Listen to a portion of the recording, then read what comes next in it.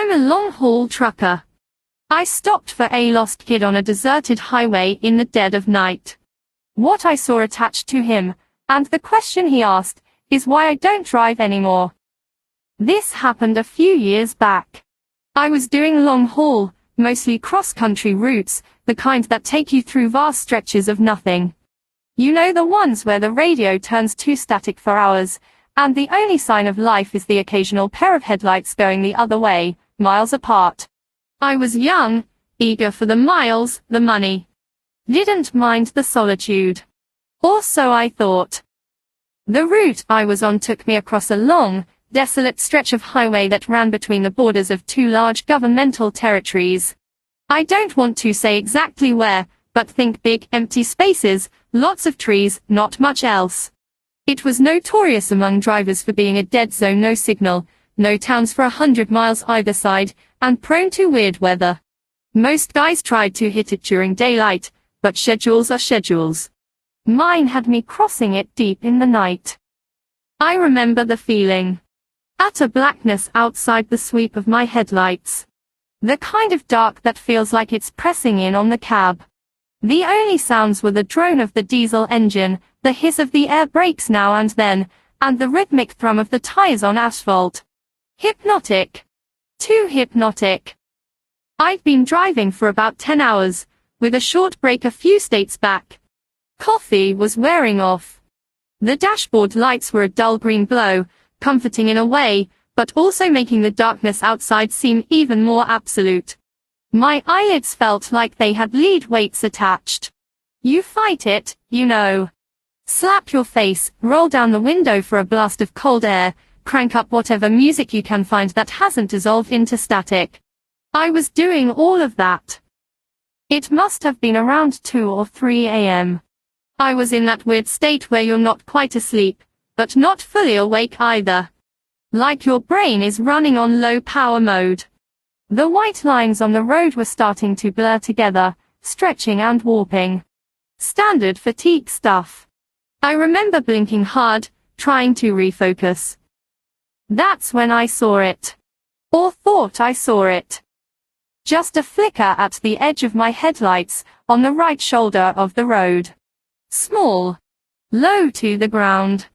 For a split second, I registered a shape, vaguely human-like, and then it was gone, swallowed by the darkness as I passed.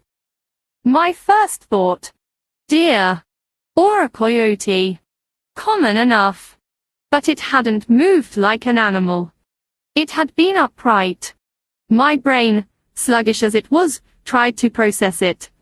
Too small for an adult. Too still for an animal startled by a rig. Then the logical part, the part that was still trying to keep me safe on the road, chimed in, "You're tired. Seeing things. Happens." And I almost accepted that. I really did. Shook my head, took a swig of lukewarm water from the bottle beside me. Kept my eyes glued to the road ahead. The image, though, it kind of stuck. A small, upright shape. Like a child. No way, I told myself. Out here. Middle of nowhere. Middle of the night. Impossible. Kids don't just wander around on interterritorial highways at 3 a.m. It had to be a trick of the light, a bush, my eyes playing games. I've seen weirder things born of exhaustion. Shadows that dance, trees that look like figures. It's part of the job when you're pushing limits. I drove on for maybe another 30 seconds, the image fading, my rational mind starting to win. Just a figment. Then, I glanced at my passenger side mirror. Habit. Always checking. And my blood went cold. Not just cold, it felt like it turned to slush. There, illuminated faintly by the red glow of my trailer lights receding into the distance, was the reflection of a small figure. Standing. On the shoulder of the road. Exactly where I'd thought I'd seen something. It wasn't a bush. It wasn't a shadow. It was small, and it was definitely standing there unmoving, as my truck pulled further and further away. My heart started hammering against my ribs. This wasn't fatigue. This was real. There was someone, something, back there. And it looked tiny. Every instinct screamed at me. Danger. Wrong. Keep going. But another voice, the one that makes us human, I suppose, whispered something else. A kid. Alone out here. What if they're hurt? Lost. I fought with myself for a few seconds that stretched into an eternity. The image in the mirror was getting smaller, fainter. If I didn't act now, they'd be lost to the darkness again. God, the thought of leaving a child out there, if that's what it was. Against my better judgment, against that primal urge to just floor it, I made a decision. I slowed the rig, the air brakes hissing like angry snakes. Pulled over to the shoulder, the truck groaning in protest. Put on my hazards, their rhythmic flashing cutting into the oppressive blackness. Then, I did what you're never supposed to do with a full trailer on a narrow shoulder. I started to reverse. Slowly. Carefully. My eyes flicking between the mirrors, trying to keep the trailer straight, trying to relocate that tiny figure. The crunch of gravel under the tires sounded unnaturally loud. It took a minute, maybe two, but it felt like an hour. The red glow of my tail lights eventually washed over the spot again. And there it was. A kid. I stopped the truck, so my cab was roughly alongside them, maybe 10 feet away. Switched on the high beams, hoping to get a better look, and also to make myself clearly visible as just a truck, not something else. The kid was small. Really small. I'd guess maybe 6, 7 years old. Hard to tell in the glare. They were just standing there, on the very edge of the gravel shoulder, right where the trees began. The woods pressed in close on this stretch of road, tall, dark pines and dense undergrowth that looked like a solid black wall, just beyond the reach of my lights. The kid wasn't looking at me. They were facing sort of parallel to the road, just walking. Slowly. Like they were on a stroll, completely oblivious to the massive 18-wheeler that had just pulled up beside them, engine rumbling, lights blazing.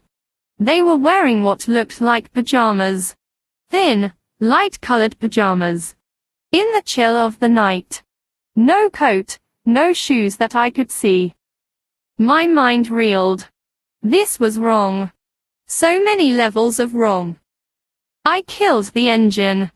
The sudden silence was almost deafening, amplifying the crickets, the rustle of leaves in the woods from a breeze I couldn't feel in the cab. My heart was still thumping, a weird mix of fear and adrenaline and a dawning sense of responsibility. I rolled down the window. The night air hit me, cold and damp, carrying the scent of pine and wet earth. Hey! I called out. My voice sounded hoarse, too loud in the quiet. Hey, kid. No response. They just kept walking, one small, burrow foot in front of the other, at a pace that was taking them absolutely nowhere fast. Their head was down, slightly. I couldn't see their face properly. Kid. Are you okay? I tried again, louder this time. Slowly, so slowly, the kid stopped. They didn't turn their head fully, just sort of angled it a fraction, enough that I could see a pale sliver of cheek in the spill of my headlights. Still not looking at me. Still ignoring the multi-ton machine idling beside them. A prickle of unease ran down my spine. Not the normal kind of unease. This was deeper, colder. Animals act weird sometimes, but kids. A lost kid should be scared, relieved, something. This one was nothing. What are you doing out here all alone? I asked, trying to keep my voice calm, friendly. Like you're supposed to with a scared kid. Even though this one didn't seem scared at all. It's the middle of the night. Silence. Just the sound of their burro feet scuffing, softly on the gravel as they took another step, then another.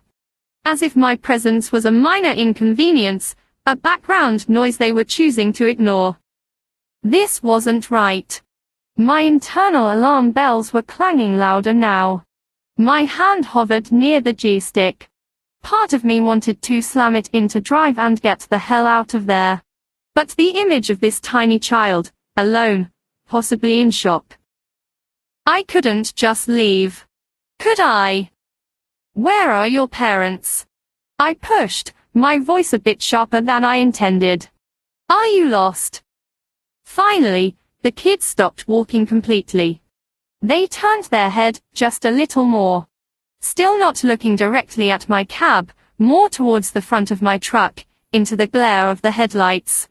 I could see their face a bit better now. Pale. Featureless in the harsh light, like a porcelain doll. Small, dark smudges that might have been eyes. No expression. None. Not fear, not sadness, not relief. Just blank. An unreadable slate. Then, a voice. Small. Thin. Like the rustle of dry leaves. Lost. Just that one word. It hung in the air between us. Relief washed over me, quickly followed by a fresh wave of concern. Okay, lost. That's something I can deal with. Okay, kid. Lost is okay. We can fix lost. Where do you live? Where were you going? The kid finally, slowly, turned their head fully towards my cab. Towards me. I still couldn't make out much detail in their face. The angle, the light, something was obscuring it, keeping it in a sort of shadowy vagueness despite the headlights. But I could feel their gaze. It wasn't like a normal kid's look. There was a weight to it, an intensity that was deeply unsettling for such a small form. Home, the kid said, that same thin, reedy voice. Trying to get home. Right. Home. Where is home? I asked, leaning forward a bit, trying to project reassurance. Is it near here? Did you wander off from a campsite? A car? There were no campsites for miles. No broken down cars on the shoulder. I knew that. The kid didn't answer that question directly. Instead, they took a small step towards the truck. Then another. My hand tensed on the door handle, ready to open it, to offer. What? A ride. Shelter. I didn't know. It's cold out here, I said, stating the obvious. You should get in. We can get you warm, and I can call for help when we get to a spot with a signal. My CB was useless, just static. My phone had shown no service for the last hour. The kid stopped about 5 feet from my passenger door. Still in that pale, thin pajama-like outfit. Barefoot on the sharp gravel. They should be shivering, crying. They were doing neither. Can you help me? The kid asked. The voice was still small, but there was a different inflection to it now. Less flat. A hint of something else. Pleading, maybe. Yeah, of course, I can help you, I said. That's why I stopped. Where are your parents? How did you get here? The kid tilted their head. A jerky, unnatural little movement. They're waiting. At home. Okay. And where's home? Which direction? I gestured vaguely up and down the empty highway. The kid didn't point down the road. They made a small, subtle gesture with their head, a little nod towards the trees. Towards the impenetrable darkness of the woods lining the highway. In there, the kid said. My stomach clenched. In the woods. Your home is in the woods. Lost, the kid repeated, as if that explained everything. Trying to find the path. It's dark. Yeah, it's very dark, I agreed, my eyes scanning the tree line. It looked like a solid wall of black. No sign of any path, any habitation. Just dense, old-growth forest. The kind of place you could get lost in for days, even in daylight. Can you come out? The kid asked. Help me look. It's not far. I can't see it from here. Every rational thought in my head screamed no. Get out of the truck. In the middle of nowhere, in the pitch dark, with this strange child, who wanted me to go into those woods. No. Absolutely not. But the kid looked so small. So vulnerable. If there was even a tiny chance they were telling the truth, that their house was just a little way in, and they were genuinely lost. I don't think that's a good idea, buddy, I said, trying to sound gentle. It's dangerous in there at night. For both of us. Best thing is for you to hop in here with me. We'll drive until we get a signal, and then we'll call the police or the rangers. They can help find your home properly. The kid just stood there. That blank, unreadable face fixed on me. But it's right there, they insisted, their voice a little more insistent now. Just a little way. I can almost see it. If you just step out. The light from your door would help. My skin was crawling. There was something profoundly wrong with this scenario. The way they were trying to coax me out. The lack of normal emotional response. The pajamas. The beret feet. The woods. I looked closer at the kid, trying to pierce that strange vagueness around their features. My headlights were bright, but it was like they absorbed the light rather than reflected it. Their eyes. I still couldn't really see their eyes. Just dark hollows. I really think you should get in the truck, I said, my voice firmer now. It's warmer in here. We can figure it out together. The kid took another step closer. They were almost at my running board now. Please, they said. That reedy voice again. My leg hurts. I can't walk much further. If you could just help me a little. Just to the path. My internal conflict was raging. My trucker instincts, honed by years of seeing weird stuff and hearing weirder stories at truck stops, were blaring warnings. But the human part, the part that saw a child in distress, was still there, still arguing. I was tired. So damn tired. Maybe I wasn't thinking straight. Maybe this was all some bizarre misunderstanding. I squinted, trying to see past the kid, towards the tree line they'd indicated. Was there a faint trail I was missing? A flicker of light deep in the woods? No. Nothing. Just blackness. Solid, unyielding blackness. And then I saw it. It wasn't something I saw clearly at first. It was more like an anomaly. A disturbance in the darkness behind the kid. The kid was standing with their back mostly to the woods, facing my truck. Behind them, the darkness of the forest was absolute. Or it should have been. But there was something connected to them.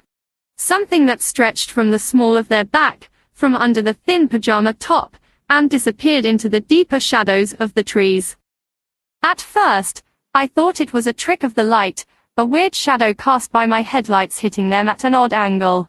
Maybe a rope they were dragging. A piece of clothing snagged on a branch. I leaned forward, trying to get a clearer view. The kid was still talking, their voice a low, persistent murmur. It's not far. Please. Just help me. I'm so cold. But I wasn't really listening to the words anymore. I was focused on that. That thing behind them. It wasn't a rope. It wasn't a shadow. It was a tube. A long, dark, thick tube.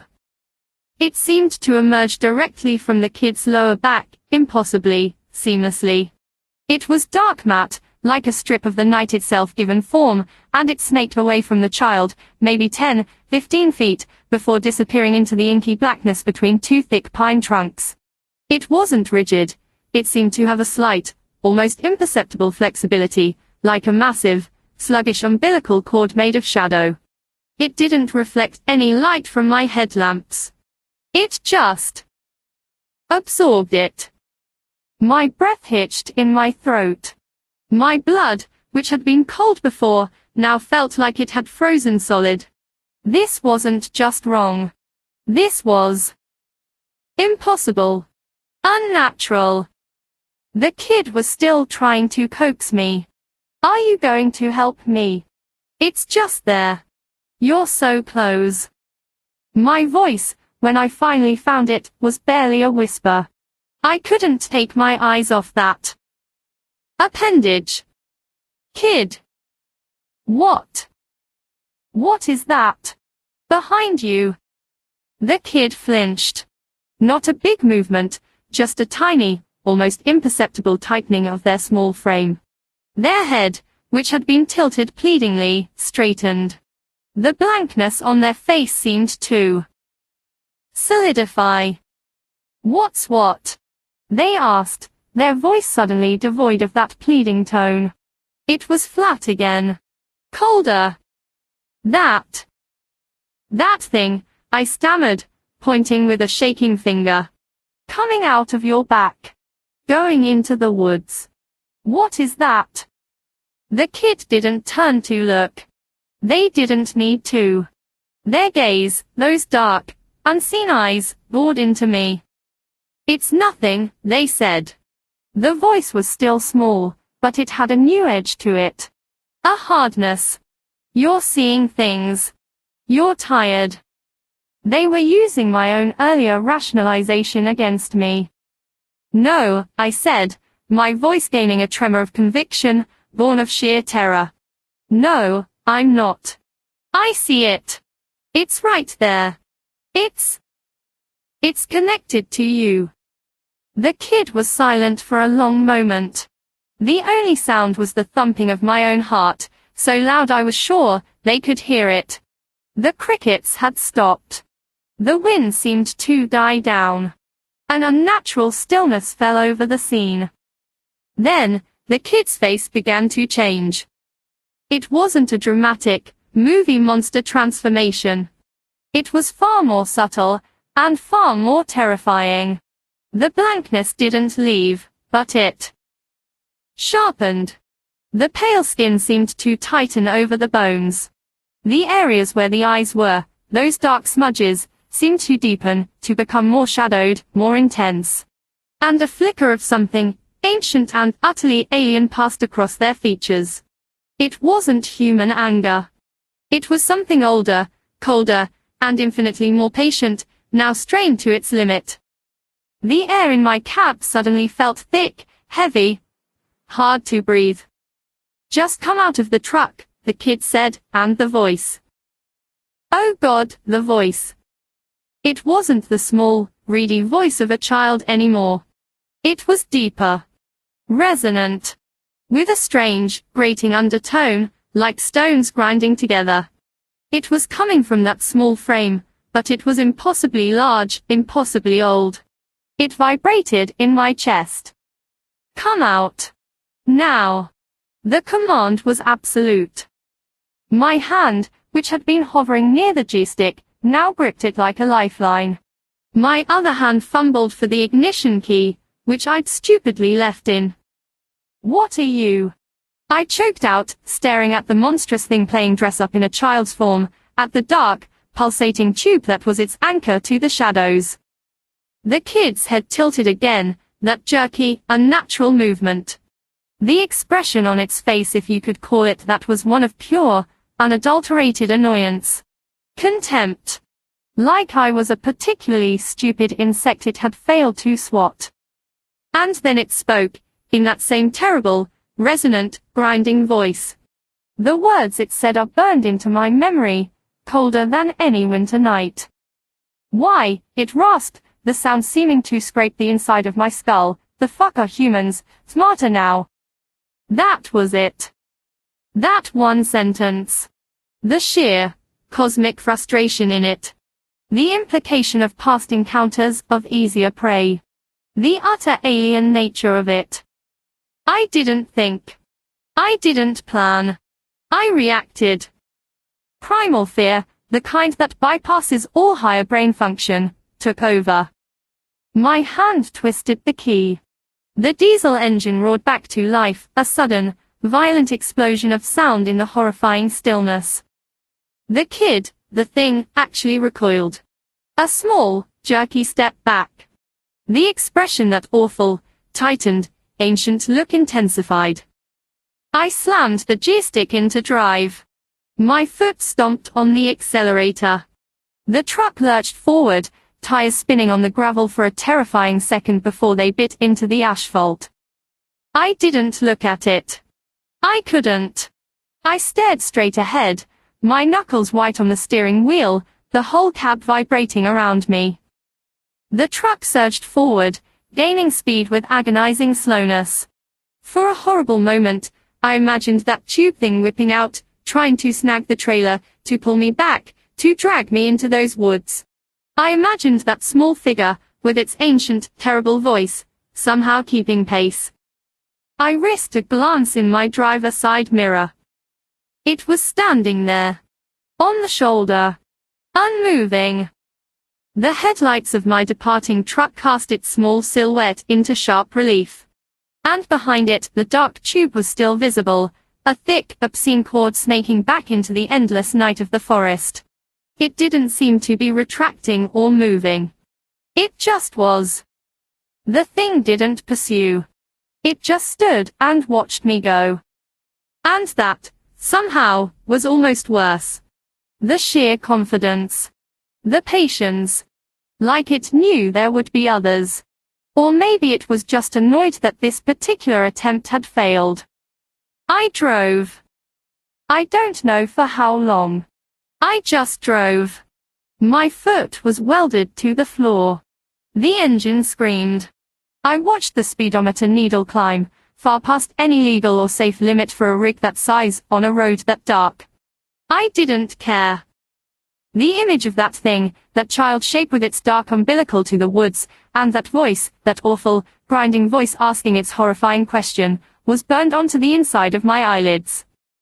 I must have driven for an hour, maybe more, at speeds that should have gotten me killed or arrested, before the adrenaline started to fade, replaced by a bone-deep, shaking exhaustion that was more profound than any fatigue I'd ever known. My hands were trembling so violently, I could barely keep the wheel straight. Tears were streaming down my face, not from sadness, but from sheer, unadulterated terror and relief. When the first hint of dawn started to gray the eastern sky, and my phone finally beeped, indicating a single bar of service, I pulled over at the first wide spot I could find. I practically fell out of the cab, vomiting onto the gravel until there was nothing left but dry heaves. I sat there on the cold ground, shaking, for a long time, watching the sun come up, trying to convince myself that it had been a dream, a hallucination brought on by exhaustion. But I knew it wasn't. The detail of that tube. The voice. The question. You don't hallucinate something that specific, that coherent, that utterly alien. I never reported it. Who would I report it to? What would I say? Officer, I saw a little kid who was actually an ancient cosmic horror tethered to the woods by a nightmare umbilical cord, and it got mad because I didn't want to be its dinner. They'd have locked me up. Breathalyzed me, drug-tested me, sent me for a psych eval. I finished that run on autopilot. Dropped the load. Drove my rig back to the yard. And I quit. I told them I was burned out, needed a break. They tried to convince me to stay, offered me different routes, more pay. I just couldn't. Every time I closed my eyes, I saw that kid, that tube, those woods. Every dark road felt like a trap. I found a local job, something that keeps me home at night. I don't drive in remote areas anymore if I can help it. Especially not at night. I still have nightmares. Sometimes, when I'm very tired driving home late from somewhere, I'll see a flicker at the edge of my vision on the side of the road, and my heart will try to beat its way out of my chest. I don't know what that thing was. An alien. A demon. Something else, something that doesn't fit into our neat little categories. All I know is that it's out there. And it's patient. And it seems to have learned that its old tricks aren't as effective as they used to be. Why the fuck are humans smarter now? That question haunts me. It implies they weren't always. It implies that, once upon a time, we were easier. That maybe, just maybe, people like me, tired and alone on dark roads, used to just step out of the cab when asked. And were never seen again. So, if you're ever driving one of those long, lonely stretches of road, deep in the night, and you see something you can't explain, maybe just keep driving. Maybe being smarter now means knowing when not to stop.